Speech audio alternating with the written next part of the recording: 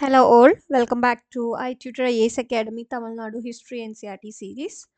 Today we are discussing Unit 15, that is Early Medieval India. So early medieval India, it's a transition phase. It's marked India's shift from ancient imperial unity, that is Gupta era, to medieval pluralism and regionalism. Okay, so it is a early medieval India time period is around 600 to 1300 CE is crucial because it saw the rise of powerful regional kingdoms, fostering distinct cultural identities, vibrant temple architecture like Ellora, Brihadishwara, like that, and flourishing vernacular literature, significant religious shift, Bhakti, Tantric Buddhism, and the foundation of Indian feudalism, shaping modern India's pluralistic landscape despite earlier views of it being a dark age due to political fragmentation. So it's a actually it's a period is end of ancient time and the beginning of medieval time. Okay, so after the death of Harsha, there was no political unity in northern India for about 5 centuries. So the country was split up into a number of states which were constantly fighting and changing their frontiers. So the important kingdoms in North India were Kashmir, Gandhara, Sindh, Gujarat, Kanauj, Ajmer, Malwa, Bengal, and Assam. So in the early 8th century, Kashmir was dominant. Then the Palas of Bengal reigned supreme till the Pratiharas became the most powerful rulers of North India. And but in the 10th century, the Rashtrakutas of Deccan tried to extend their power in North India, but ultimately failed in their attempt. Okay, so this is the intro of early medieval India, and there the kingdom started from the medieval time. The first one is Rajput kingdom. The dominance of Rajputs began from the 7th and 8th centuries and lasted till the Muslim conquest in the 12th century. Okay, so here one map is here, map of Rajput kingdom, and you can Google it also. It will help you for your map studies. And even after that, many Rajput states continued to survive for a long time. In the period of Muslim aggression, and the Rajputs were the main defender of the Hindu religion and culture. And there are several theories about the origin of Rajput. They were considered as the descendants of the foreign invaders and the Indian Kshatriyas.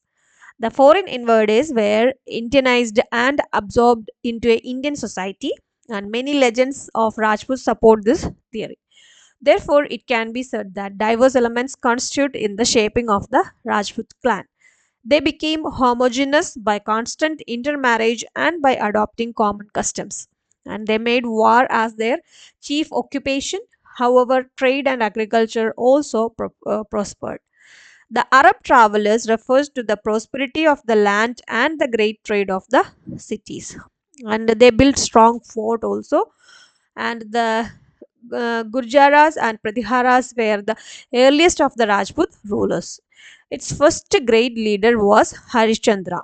He conquered extensive territory in Rajputana and ruled with his capital at Binmal. And the Gurjaras were in different branches. One branch ruled Gujarat and another at Avanti. The Pratiharas involved themselves in a three concerned contest with the Palas of Bengal and Rashtrakutas of Deccan. Later, the Pratiharas became weak, and the Chauhans, the most valiant of the Rajput race, ruled Ajmer. And Vigraha Raj was their most important king and who occupied Delhi. Therefore, the Chauhans faced the onslaught of the Muslim under Muhammad Ghori. Okay, so here started the entry of Muhammad Ghori, and the Paramaras were also important Rajput rulers of this period. And the most important king was Boja. His military conquest as well as cultural contribution remain notable in the history of Rajputs. And constant fighting weakened the Rajputs. Also, they never united against a common enemy. Their lack of political foresight and constant rivalries prevented any combined opposition to the Muslim invaders. So this is about the Rajput kingdom. Okay. And next is Arab conquest of Sindh. It's around 712 AD. And the religion Islam was born at Mecca in Arabia. Its founder was Prophet Muhammad, but his teaching made the wealthy people of Mecca his enemies. Therefore, he migrated to Medina in 622 AD, which was the starting point of the Muslim calendar and the Muslim era called Hijrah. After 8 years, he returned to Mecca with his followers. He died in 632 AD. And the followers of Muhammad set up an empire called the Caliphate. Okay. And the Umayyads and the Abbasids were called the Caliphs. And they expanded their rule by conquest and to spread their religion, Islam. In 712 AD, Muhammad bin Qasim invaded Sindh. He was the commander of the Umayyad kingdom, and Qasim defeated Dahir, the ruler of Sindh, and killed him in a well contested battle. Okay, and his capital Aror was captured. And Qasim extended his conquest further into Multan, and Qasim organized the administration of Sindh. The people of Sindh were given the status of Simmis. Simmis means the protected subjects, and there was no interference in the lives and property of the people. Soon, Qasim was recalled by the Caliph. Okay, so these all are the starting of the history of medieval India. It's the early time of medieval history, and however, Sindh continued to be under the Arabs, but the Muslim could not expand their authority further into India due to the presence of the powerful Pratihara kingdom in western India. And although the conquest of Sindh did not lead to further conquest immediately, it had resulted in the diffusion of Indian culture abroad. Many Arab travelers visited Sindh, and Indian medicine and astronomy were carried to far off land through the Arabs, and the Indian numerals in the Arabic form went to Europe through them since Sindh was part of the Arab Empire. Inflow of Indian knowledge was great. Okay, so here is one picture. It is portrait of Muhammad Ghazni. Okay, and Mahmud of Ghazni and his invasion. By the end of the 9th century AD, the Abbasid Caliphate declined. The Turkish governors established independent kingdoms, and Caliph became only a ritual authority. One among them was Alptigin, whose capital was Ghazni. His successor and son in law, Sabuktigin, take care of the spelling Sabuktigin, wanted to conquer India from the northwest, and he succeeded in capturing Peshawar from Jayapala. But his raids did not produce a lasting effect. He was succeeded by his son Mahmud. Okay, so this is Mahmud Ghazni. So the time period of Mahmud Ghazni is 997 AD to 1030.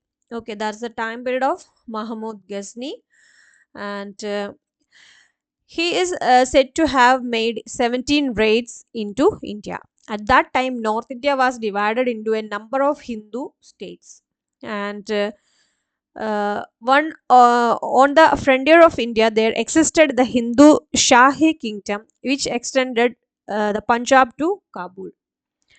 And the other important kingdoms of North India were Kannauj, Gujarat, Kashmir, Nepal, Malwa, and Bundelkhand. The initial raids were against the Hindu Shahi kingdom, in which its king Jayapala was defeated in 1001. After this defeat, Jayapala immolated himself because he thought that his defeat was a disgrace. His successor, Anandpala, fought against Mahmud, but he was also defeated in the Battle of Vaihind, the Hind Sahi capital near Peshawar in 1008. And in this battle, Anandpala was supported by the rulers of the Kannauj and Rajasthan. As a result of his victory at Vaihind, Muhammad extended his rule over most of the Punjab. Okay. The subsequent raids of Mahmud into India were aimed at plundering the rich temples and cities of the northern India, and in 1011 he raided Nagarkot in the Punjab hills and Taneshwar near Delhi. In 1018, the Mahmud plundered the holy city of Mathura and also attacked Kanauj. The ruler of Kanauj, Rajapala, abandoned Kanauj and later died. Mahmud returned via Kalinjar with fabulous riches, and his next important raid was against Gujarat. In 1024, the Mahmud marched from Multan across Rajputana, defeated the Solanki king Bhimadeva I, and plundered Anhilwad and sacked the famous temple of Somanatha, and then he returned through the Sindh desert. This was his last campaign in India, and Mahmud died in 1030 AD. And Mahmud was not a mere raider and plunderer of wealth. He built a wide empire from Punjab in the east to the Caspian Sea on the west, and from Samarkand in the north to Gujarat in the south. And the Ghaznavid Empire roughly included Persia, Transoxiana, and Afghanistan and Punjab. And his achievements were due to his leadership and restless activity.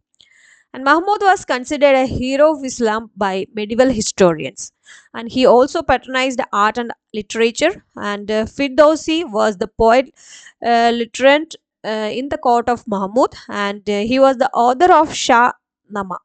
Okay. Author of Shah Nama. And Al Baruni stayed in Mahmud's court and wrote the famous Kitab I Hind. Al Baruni's uh, literature and account on India. Okay, his conquest of Punjab and Multan completely changed the political situation in India. And he paved the way for the Turks and Afghans for further conquest and make deeper incursions into the Gangetic Valley at any time. He drained the resources of India by his repeated raids and deprived India of her manpower. The exhaustion of India's economic resources and manpower had its adverse effect on the political future of India, and the Hindu Shahi kingdom was guarding the gates of India against foreign invaders. Mahmud destroyed it, and thus India's frontiers became defenseless. The inclusion of Punjab and Afghanistan in Ghazni kingdom made the subsequent Muslim conquest of India comparatively easy. So that's about Mahmud of Ghazni. And next is Muhammad Ghori. Muhammad Ghori started as vassals of Ghazni but became independent after the death of Mahmud. And taking advantage of the decline of Ghazvin Empire, Muizuddin Mahmud, popularly known as Muhammad Ghori, brought Ghazni under their control. Having made his position strong and secure at Ghazni, Muhammad Ghori turned his attention to India. And unlike Mahmud of Ghazni, he wanted to conquer India and extend his empire in this direction. In 1175, Mahmud Ghori captured Multan and occupied whole of Sindh in his subsequent expedition. And in 1186, he attacked Punjab and captured it from Khusru Malik and annexed it into his dominion. And the annexation of Punjab carried his dominion eastward to the Satluj and led his invasion of the Chauhan kingdom. Okay, so this is Prithviraj Chauhan. So Chauhan kingdom. The Battle of Terrain. Its Battle of Terrain is around 1191 to 1192. And realizing their grave situation, the Hindu princes of North India formed a confederacy under the command of Prithviraj Chauhan. Prithviraj rose to the occasion and defeated Gauri in the Battle of Tarain near Delhi in 1191 AD.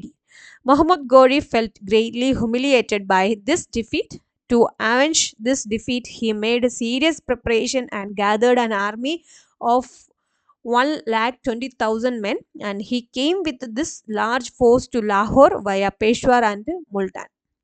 He sent a message to Prithviraj asking him to acknowledge his supremacy and become a Muslim. And Prithviraj rejected this proposal and prepared to meet the invader. He gathered a large force consisting of 3 lakh horses, 3,000 elephants, and a large body of foot soldiers. Many Hindu rajas and chieftains also joined him in the ensuing Second Battle of Terrain. The Second Battle of Terrain in 1192. Muhammad Ghori thoroughly routed this army of Prithviraj, who was captured and killed. And the Second Battle of Terrain was decisive battle. It was a major disaster of the Rajput. Their political prestige suffered a serious setback. The whole Chauhan kingdom now lay at the feet of the invader, and the first Muslim kingdom was thus firmly established in India at Ajmer, and a new era in the history of India began. And after his brilliant victory over Prithviraj at Terrain, Battle of Terrain, Muhammad Ghori returned to Ghazni, leaving behind his favorite general Qutbuddin Aibak to make further conquest in India. And Aibak consolidated his position in India by occupying places like Delhi, Meerut in 1193. He prepared the ground for another invasion by Muhammad Ghori, and this invasion was directed against the Gahadawala ruler Jayachandra. Muhammad routed Jayachandra's forces, and Kanauj was occupied by the Muslim after the Battle of Chandwar. And the Battle of Terrain and Chandrawar contributed to the establishment of Turkish rule in India. Okay, so this is the starting of Turkish rule after Rajputs. So here is the causes for the failure of Hindu kingdoms. What are the causes? The causes for the downfall of Hindu states have to be analyzed historically. The most important cause was that they lacked unity. They were divided by factions. The Rajput princes exhausted one another by their mutual conflict, and secondly, many Hindu states were declining in power. Their military methods were out of date and far inferior to those of Muslims, and Indians continued to rely on elephant while the Muslims possessed quick moving cavalry.